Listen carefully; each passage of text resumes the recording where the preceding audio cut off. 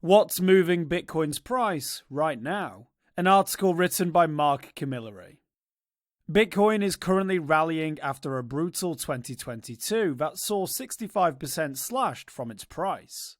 But how long can the upturn last? Is it even a real rally? And why do Bitcoin's ups and downs over the past 12 months appear to be so closely tied to the fortunes of traditional stocks? Here, Protos takes a look at Bitcoin's price history and some current activity to try and understand what's going on in both markets. The last Bitcoin bear market was in 2018, when the coin's price fell by 70% during the course of the year. However, things soon picked up, and in 2019 it rallied by 200%, closing the year 90% higher than the previous 12 months. 2018 was also a bad year for the S&P 500, as it closed 6.24% down, but it also rallied during the following year, picking up by almost 30%. So, are we back on our way to the moon? Stocks and crypto are currently on an upward curve ahead of the CPI, an initial jobless claims figure, due to be released next Thursday. Previous CPI readings have come out lower than expected, indicating that inflation eased significantly in the last quarter of last year. Job reports are showing a strong labour market and an unemployment rate of only 3.5%. Meanwhile, Treasury markets look to be predicting a recession, which, along with a falling inflation rate, may be interpreted by investors as a signal that the Federal Reserve could finally pivot and announce its plan to decrease its interest rate.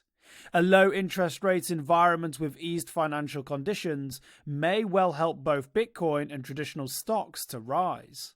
However, copper, which is also a popular recession indicator, is showing signs of strength as it hovers about the $4 mark.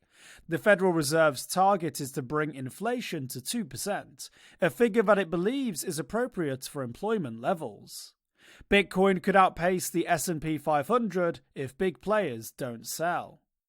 However, if Bitcoin rises along with stocks, this could also imply that the currency's market risks are much lower than they were previously. These risks include potential fallout from the troubles of Digital Currency Group, the Bitcoin miners crisis, and the MicroStrategy over-leveraged megabet. Indeed, unless Grayscale, MicroStrategy, or any other big player is forced to sell their holdings, Bitcoin may well outpace gains by the stock market once again. The bearish case is that inflation may rise again sooner rather than later, with higher demand and eased financial conditions as the Fed begins to cut interest rates.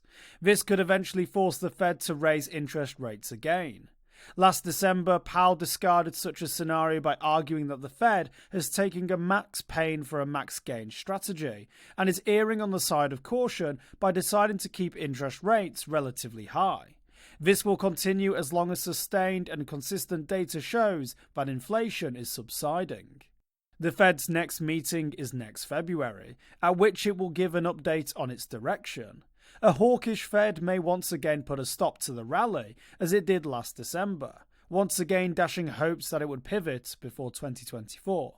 If the Feds take the decision to remain cautious and stay on its path to increase interest rates to 5%, markets may backtrack on this rally and restart last year's carnage all over again. For more informed news, follow us on Twitter and Google News, or listen to our investigative podcast, Innovated Blockchain City.